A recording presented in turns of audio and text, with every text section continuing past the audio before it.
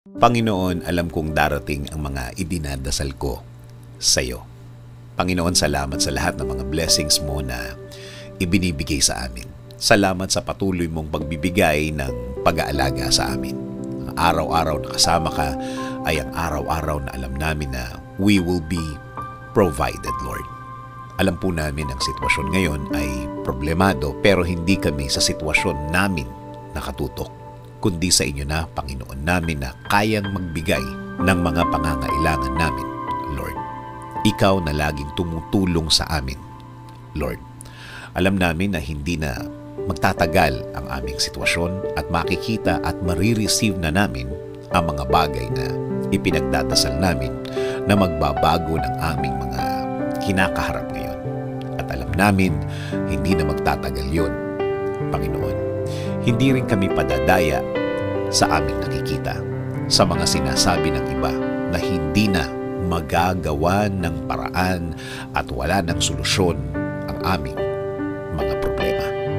Na ito daw ay mas lalala pa, na ito daw ay mas gagrabe pa, na kahit na daw ano ang gawin namin, ay wala ng pag-asa pang mabago ang mga nasa harapan ko, Panginoon.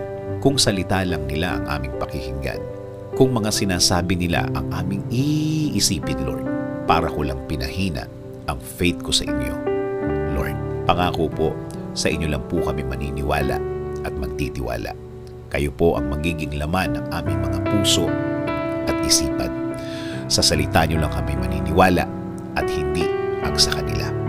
Kaya ngayon, Panginoon, ngayon pa lang, salamat na po sa inyong mga naibigay sa amin. Salamat po sa mga provision mo sa amin. Salamat na sa mga biyaya na ibibigay ninyo, Lord. Kasama din po ng pasasalamat ng mga ibibigay ninyo sa akin at sa amin, Panginoon.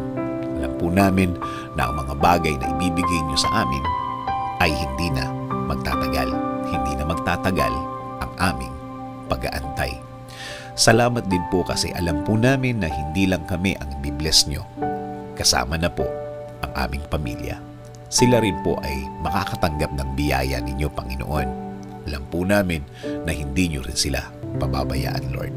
And Lord, please bless our country. Kayo na po, Panginoon, ang bahala sa aming bayan. Please bless our government officials, Lord. Lead them and guide them always. Provide them with more wisdom. Give them the strength that they need, Lord. Lord, maraming salamat sa lahat. Sa lahat ng inyong ibinigay at ibibigay sa aming sarili, sa aming pamilya, at sa aming bayan. This is our prayer. In Jesus' name, Amen.